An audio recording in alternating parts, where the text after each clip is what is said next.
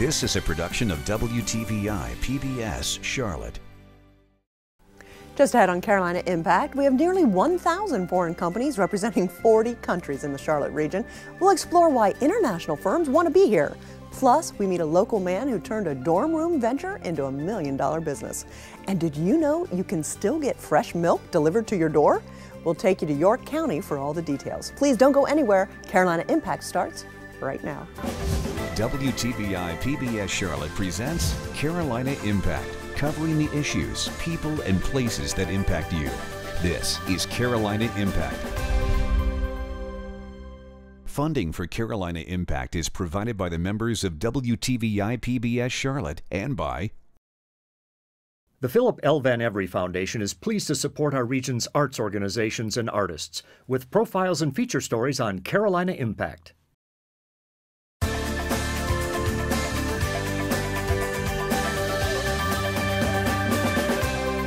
Good evening. Thanks so much for joining us. I'm Amy Burkett. When you look at the high-rise buildings on Charlotte's skyline or the companies located along our major interstates, it's no secret Charlotte has deep business roots and an extremely diverse economy, including lots of companies with global ties. Take a look at the numbers. Charlotte is home to more than 950 foreign-owned businesses, which represent more than 40 different countries. North Carolina has taken the top spot in Site Selection magazine's listing of best business climates in North America for 3 years in a row. And Charlotte ranks first on the magazine's list of top U.S. cities for foreign investment. Carolina Impact's Jeff Rivenbark takes a closer look at some of the reasons international firms have their sights set on the Queen City. You know, we have a brand, but here, you know. What appears to be idle conversation over a bag of tortilla chips So what do you think of the packaging? is actually a business meeting. I think the nice thing they have done, maybe three things is one. Attila Ikot is the CEO of Team Creative US. He and his team designed packages for a number of products, including baby and pet food items. We also spend a lot of time online checking out new trends, new consumer trends. Because like I said, we're not only talking about doing relaunches of certain brands, but there's a lot of innovations involved. They've worked on a number of brands you've likely seen, like Danone yogurt and Mars pet care products. Team Creative operates in 5 countries, and the head office is in Paris. From their high-rise office in the Caroline building on West Trade Street, they're literally the new kids on the block. Oh, it's our sign. Perfect timing. In fact, so new, the company's sign arrives during our interview. Ikot says a number of things make Charlotte a great location. There are a lot of potential clients also in this part of the United States. We also chose the East Coast versus the West Coast because of the proximity to Europe. Ikot says it's important to have an American staff to service their U.S. clients. Starting a new office from the ground up is less expensive in Charlotte than in many other cities.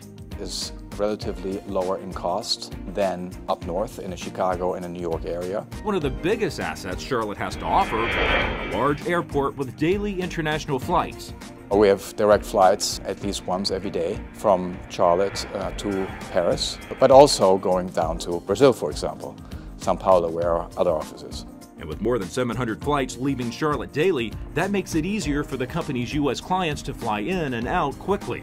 You can get where you need to go conveniently from Charlotte because of the Charlotte Douglas International Airport and the fact that we are the second largest hub to American Airlines. This is a directional seated valve. Bob Pettit works for German-based Have Hydraulics.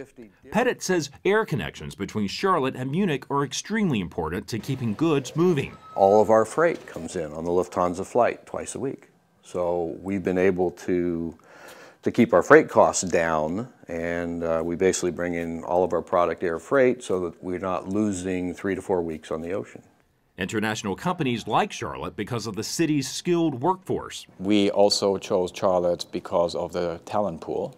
We have great talent, creative talent, but also strategic and accounting talent. We're very fortunate. We have over 32 institutions of higher learning right here in the Charlotte region, producing talent and skills that our employers are able to put to work. One of those institutions is Central Piedmont Community College. We're constantly trying to look at where the needs are going to be in the future for our economic region. And then, in fact, Charlotte-Mecklenburg Schools and Central Piedmont Community College have put together a workforce development plan that is the underpinning for the economic development activities that's going to propel us onto the global stage. We have our own homegrown talent from those educational institutions that serve us, and we have people moving here bringing skills with them. Homegrown talent like Kitty Hawk native Brody Boone, who graduated from NC State. They took us to Paris for training with the agency. We were learning the agency culture, we were learning the processes and the things that make Team Creative as a global agency unique. In addition to the airport and workforce, there are a number of reasons why international companies are attracted to Charlotte, including state-funded worker training programs, extraordinary quality of life, below average cost of living, and foreign language schools. We've got over 1,000 foreign-owned firms in the Charlotte region. More of those are from Germany and Western Europe than anywhere else. That history goes back to the textile industry. Morgan says the success of firms that have been here for a long time are influencing other international companies to take note. The experience of companies like Siemens, perhaps the ultimate German industrial conglomerate, been here for a long time, continuing to make major investments and to grow in this market. It is absolutely critical that the leaders of this region understand the importance of global trade. But we have so much opportunity, wonderful opportunity to advance the entire region to get more involved in international trade. Meanwhile, at Team Creative's office in Uptown Charlotte, Attila Kott's face lights up with excitement as he carefully peels off the protective film, protecting the new sign that will greet clients who walk through the doors at Team Creative's 18th floor office. Kott doesn't really know how many workers he'll add this year and would only say, We of course would like to grow as the business grows. But as more U.S. manufacturers find out about the clients Team Creative has helped rebrand and relaunch, their workspace up here will likely get more crowded than it is now. For Carolina Impact, I'm Jeff Rivenpark reporting. Thanks so much, Jeff. Joining me now is Ronnie Bryant, President and CEO of the Charlotte Regional Partnership. Ronnie, thanks so much for your time. We appreciate it. Well, thank you for having me here, Amy. Let's talk a little bit about how much time you spend abroad to try and bring in those companies that are international that we're so excited to have here. As part of our overall outreach program, we will spend about at least 4 to 6 trips a year in foreign countries. Western Europe primarily, but we're in Canada, we've been in Brazil, we'll be in Asia, in an effort to attract international firms. And relative to our domestic outreach, we'll do it between 20 and 25 domestic trips a year. You know, we've got an interesting graphic for you right now, and it shows the top 5 foreign-owned firms by country operating in the Charlotte region, and Germany is at the top of the list. You can see on there 196 German companies. The UK has 128 in our area. Canada comes in at 90, Japan 84, France 65. Do you have to market to them differently than you do to some of the domestic folks? What is it that they're looking for? Well, very much so. In most cases, the companies that we work with, the international firms, this will be their first entree into the U.S. market. And so we position Charlotte as the ideal location for that initial U.S. entry point. If you're looking at shipping goods, we have access to a very strong port system. We have a very strong highway system. We have our newly opened intermodal facility at the airport, which really is the convergence of rail and truck and barge distribution from Charlotte. Overnight, you can deliver to over 60% of the U.S. population, which we think makes us an ideal first location. And a real game changer in your recruiting efforts, I suspect.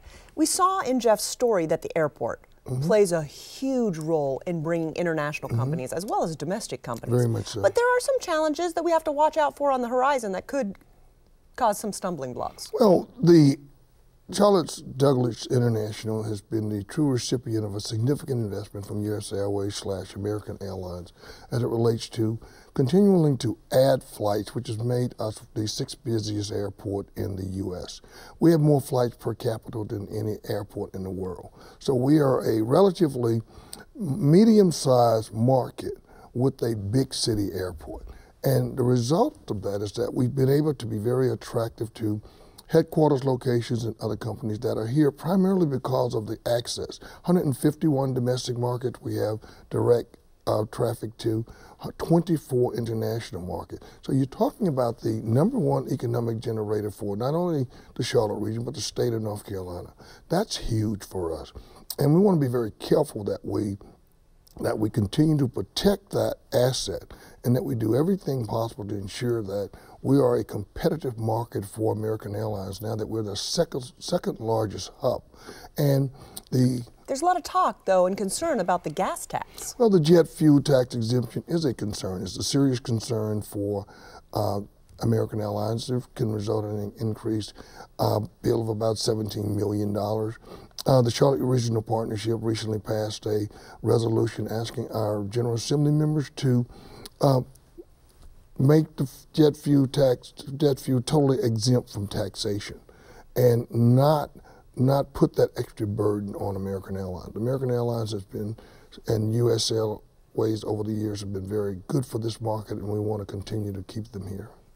You know, and next week we're going to talk about a jet fuel story and understand and go to the airport and learn a little bit more about that situation that's going on. But you talk about, in your business, you win some, you lose some. You just can't attract every company that you're going after. But talk to us, isn't it really about a pipeline? And what's your pipeline look like for the future? Well, we spend a lot of time ensuring that we have a strong pipeline.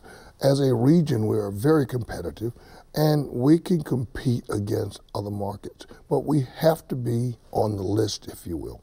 So our job is to ensure that we put Charlotte or get Charlotte on a list of projects that are out there, whether it's a headquarters we're competing for or whether it's a manufacturing facility. Currently now our pipeline is about 80 projects strong. There are 80 actual companies that are looking to either expand or relocate, and we are included in the search criteria. And you win about what percentage of those? Well, anywhere between 9 to 11% of the projects we touch, we eventually be successful in winning them. Ronnie Bryant, we're so grateful for your time from the Charlotte Regional Partnership. Best wishes as you continue to help grow this region. Amy, thank you for having me here. Well, you know, one of my favorite types of stories to share are those that inspire us. Right now, we get to meet a Charlotte man who turned his dorm room venture into a growing business that includes producing major Hollywood films. Carolina Impact's Sarah Batista introduces us to this $1 million man. He's an entrepreneur, book author, investor, philanthropist, and movie producer. No doubt, Arthur Wiley's resume looks impressive. His story, one of determination, instinct, and fearlessness. A teen growing up along the Beatties Ford Road corridor in Charlotte's West Side, Wiley never imagined earning his first $1 million by the time he turned 26. Wiley's career path today is quite different from his original plans. When you were in high school, did you have an idea of what you wanted to do? I knew I wanted to do something as far as with entrepreneurship. Exactly what, I wasn't for sure, but I took a keen interest in hotel and motel management. I always wanted to own my own hotel. I always thought that would be cool. Wiley's inspiration comes from observing his father, a top insurance agent. His dad's flexible hours spoke to Wiley's spirit of independence. He was able to control his hours, his schedule, you know, how hard you work is about how much money you can earn. I love that concept. After graduating from West Charlotte High School, Wiley attended Central Piedmont Community College. My sister took all the money because she went to med school, and so I didn't have the top grades. While taking a business course, Wiley started learning the ups and downs of the stock market, which led to his passion for managing finances. I was very intrigued on how money could be made without you physically not having to work for it. And from there, I said, you know, I really want to buckle down and get to UNC Charlotte and major in finance, and that was the thing that triggered it. Soon, he transferred to the University of North Carolina at Charlotte and remembers spending long hours trading stocks from his dorm room. Doesn't look recognizable. The trees.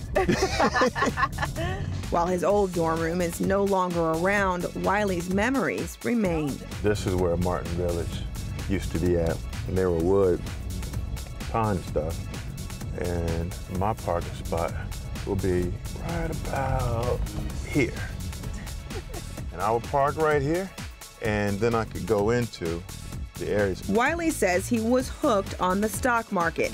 His classmates became his clients, and their friends soon signed on too.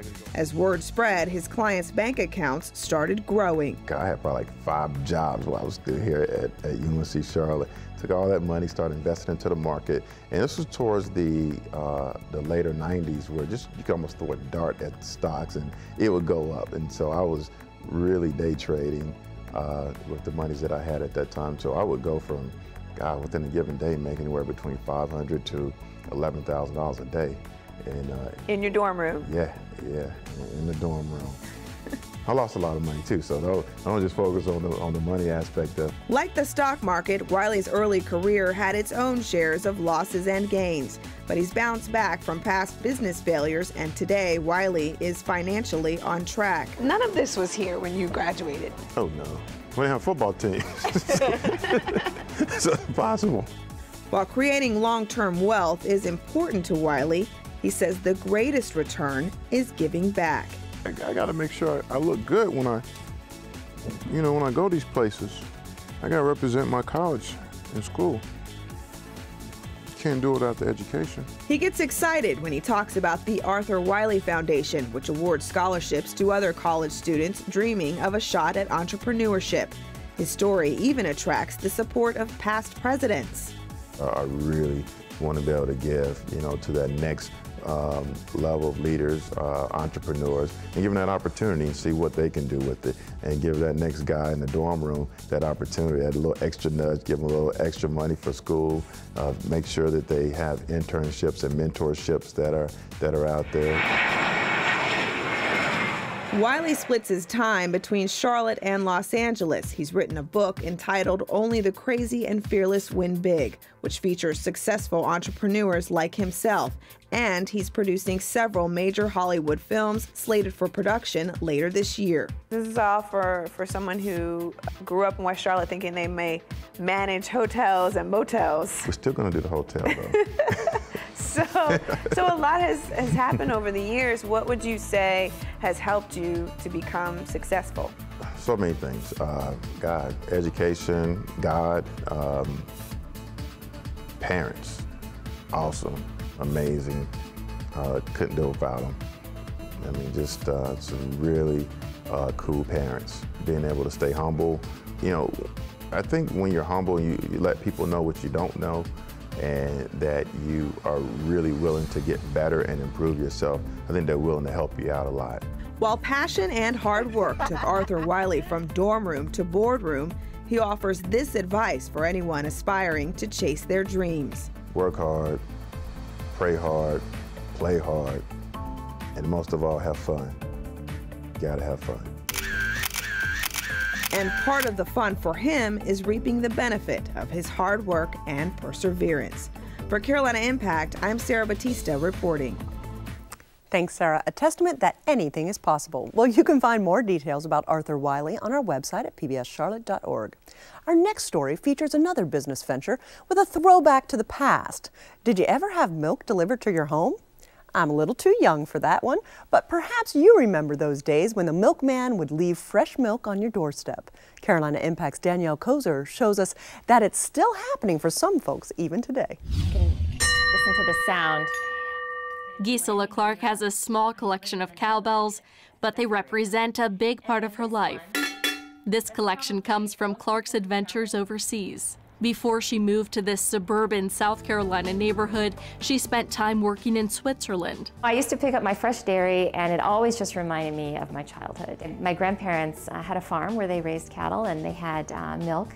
In fact, as a child, I was drinking it. These cowbells serve as a backdrop to one of Clark's favorite family traditions. We sit together every day and have dinner. Part of the way that I show my love to my children and my husband and my family, my parents, is through food and good products.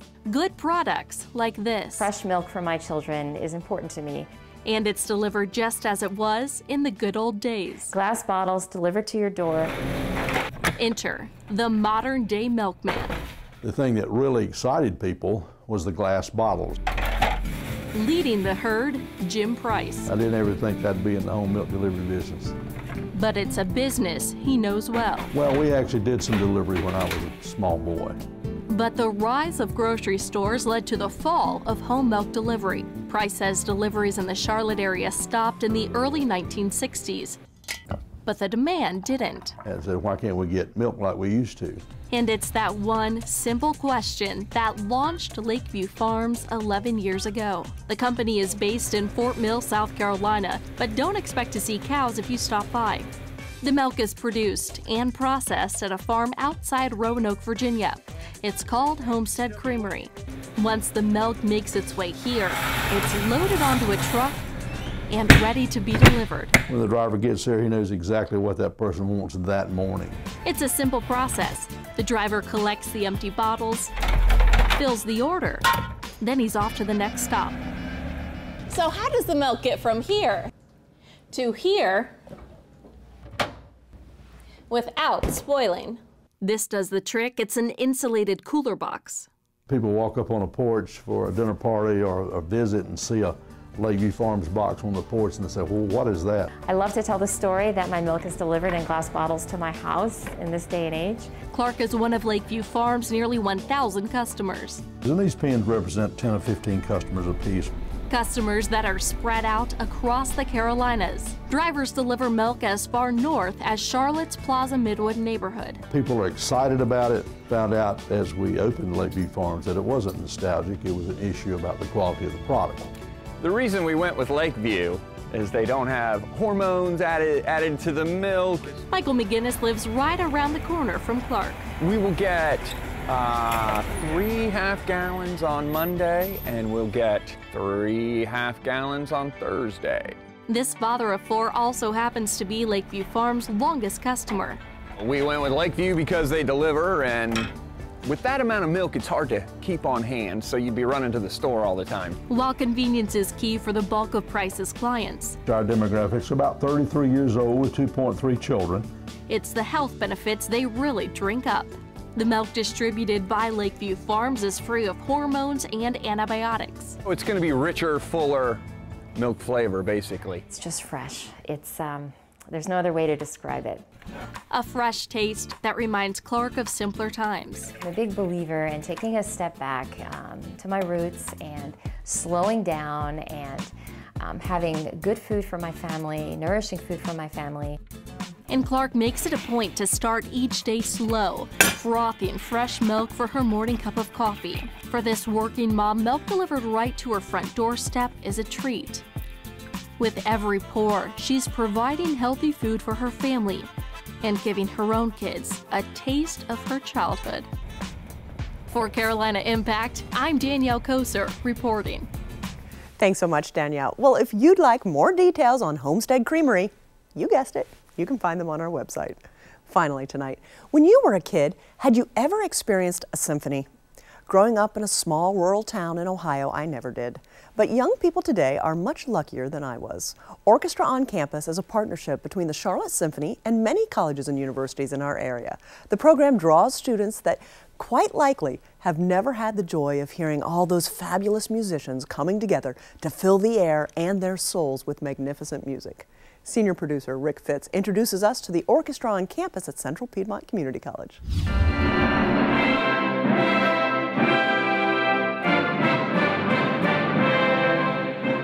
The Orchestra on Campus program is a collaboration with local cultural institutions and colleges and universities.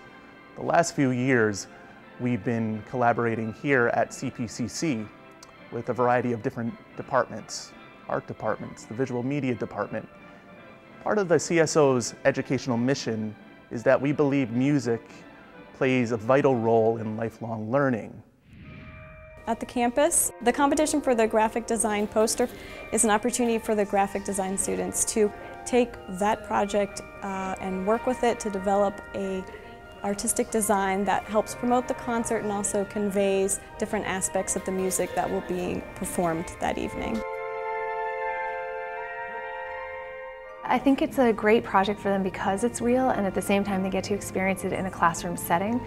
So there's a lot of room for experimentation, and because the music that the symphony is playing is so strong and so powerful, and you have that immediate response as a listener when you're coming up for the idea for the poster itself, it makes the students more excited about the process itself because they're literally responding to the music, which is powerful. We like that it's a little bit of a different design. You don't necessarily expect to see that You're coming to a symphony orchestra just from looking at this poster, and this concert is all about breaking boundaries. This concert in particular has something for everyone. A lot of times new audiences think of Beethoven and Mozart, which this program has. In addition to that, we have electronic music by a contemporary living composer, Mason Beats. Video game music is the same as film music. Video game music also has very, very well-written scores that are being performed across the country. I really like the second piece with the techno. I thought it was really interesting, really cool. It broadens a new horizon of different audiences to be open-minded to different music.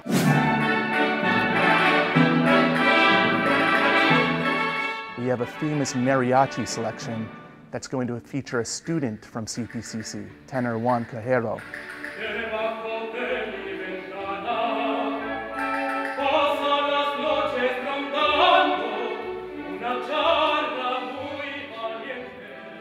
Mavericks are nonconformists. They're groundbreaking, they're innovative. And all of these composers, even Beethoven and Mozart, are innovators in a unique way. And I always tell new audiences, at one point Mozart's and Beethoven's music, it was new music. And today we take that for granted.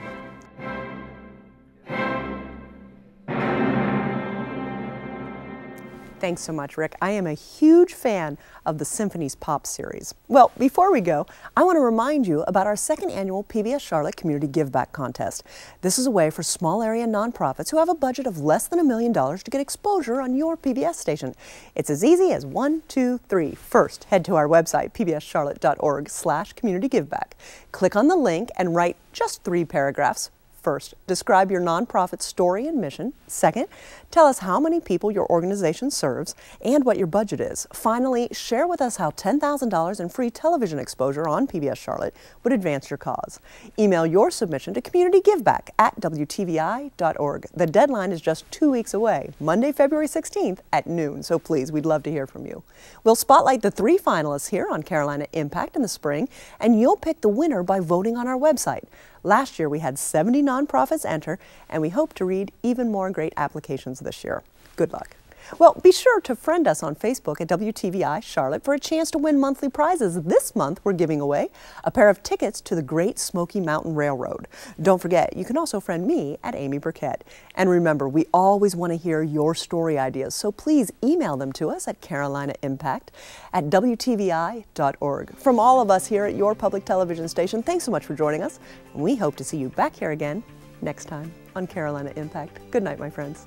Funding for Carolina Impact is provided by the members of WTVI PBS Charlotte and by the Philip L. Van Every Foundation is pleased to support our region's arts organizations and artists with profiles and feature stories on Carolina Impact.